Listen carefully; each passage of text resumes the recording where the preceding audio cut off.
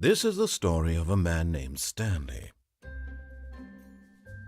Stanley worked for a company in a big building where he was employee number 427. Employee number 427's job was simple.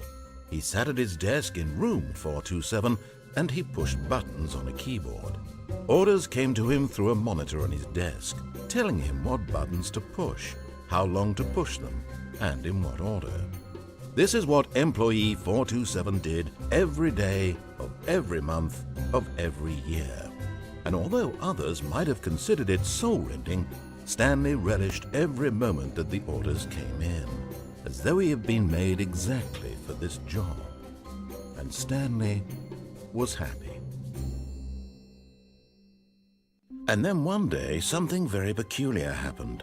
Something that would forever change Stanley. Something he would never quite forget. He had been at his desk for nearly an hour when he realized that not one single order had arrived on the monitor for him to follow. No one had showed up to give him instructions, call a meeting, or even say hi. Never in all his years at the company had this happened, this complete isolation. Something was very clearly wrong. Shocked, frozen solid, Stanley found himself unable to move for the longest time. But as he came to his wits and regained his senses, he got up from his desk and stepped out of his office.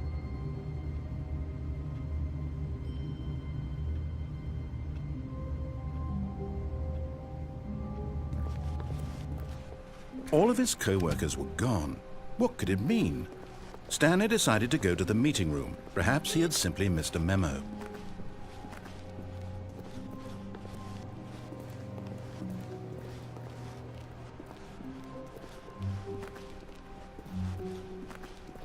When Stanley came to a set of 2 open doors, he entered the door on his left.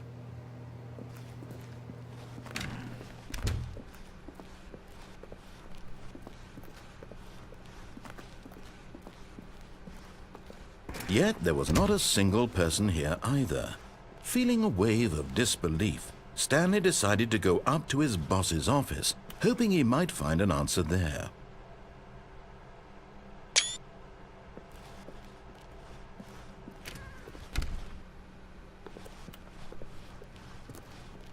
Coming to a staircase, Stanley walked upstairs to his boss's office.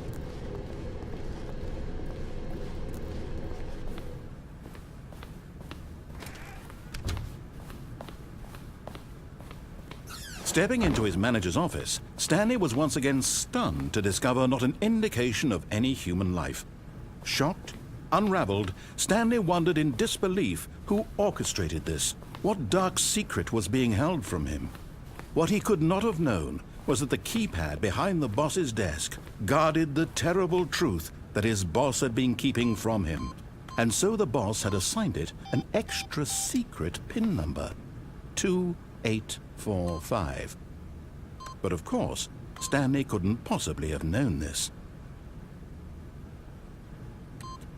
Yet incredibly, by simply pushing random buttons on the keypad, Stanley happened to input the correct code by sheer luck.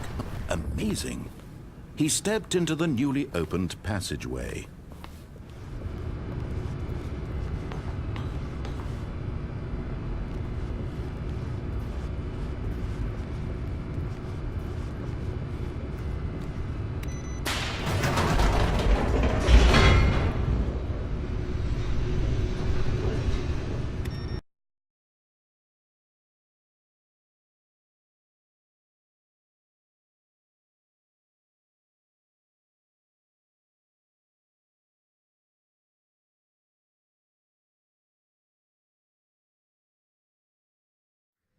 Descending deeper into the building, Stanley realized he felt a bit peculiar.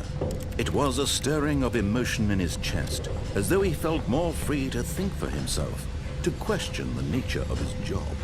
Why did he feel this now, when for years it had never occurred to him? This question would not go unanswered for long.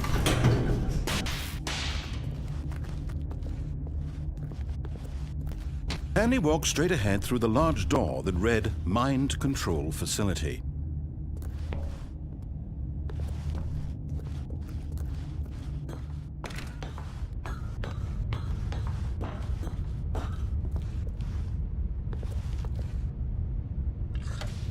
The lights rose on an enormous room packed with television screens. What horrible secret did this place hold? Stanley thought to himself. Did he have the strength to find out?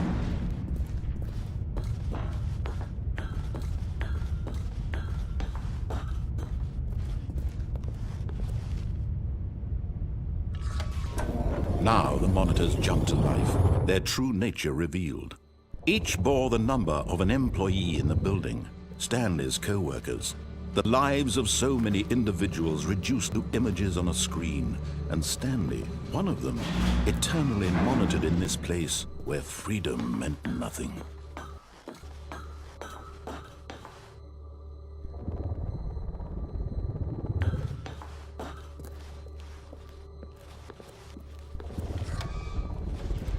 This mind control facility, it was too horrible to believe. It couldn't be true. Had Stanley really been under someone's control all this time? Was this the only reason he was happy with his boring job? That his emotions had been manipulated to accept it blindly? No, he refused to believe it. He couldn't accept it. His own life in someone else's control? Never! It was unthinkable, wasn't it? Was it even possible? Had he truly spent his entire life utterly blind to the world? But here was the proof, the heart of the operation. Controls labeled with emotions, happy or sad or content, walking, eating, working, all of it monitored and commanded from this very place. And as the cold reality of his past began to sink in, Stanley decided that this machinery would never again exert its terrible power over another human life. For he would dismantle the controls once and for all.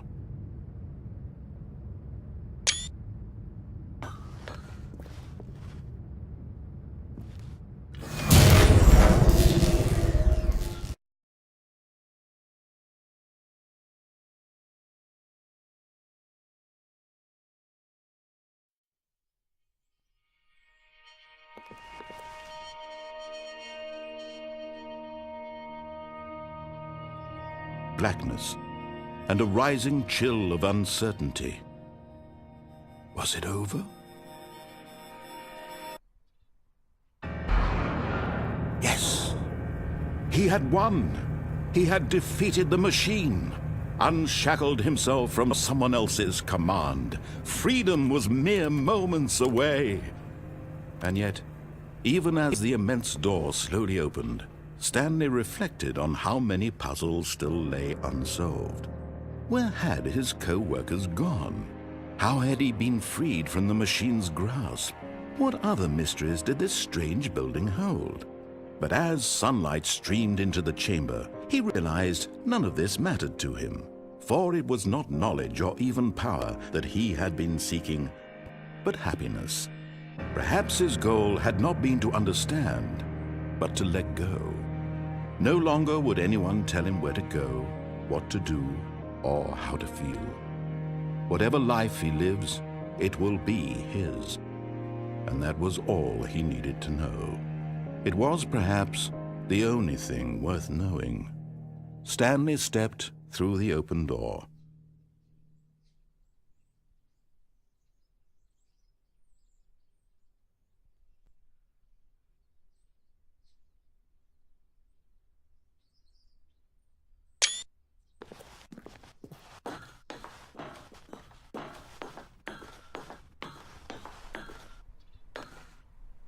Stanley felt the cool breeze upon his skin, the feeling of liberation, the immense possibility of the new path before him.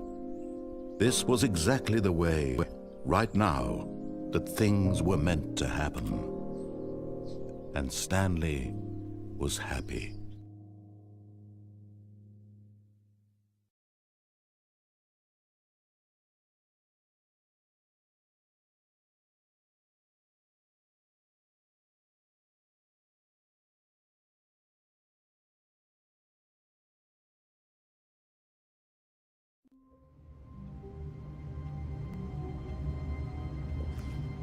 All of his co-workers were gone.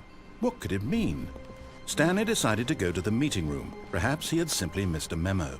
When Stanley came to a set of 2 open doors, he entered the door on his left.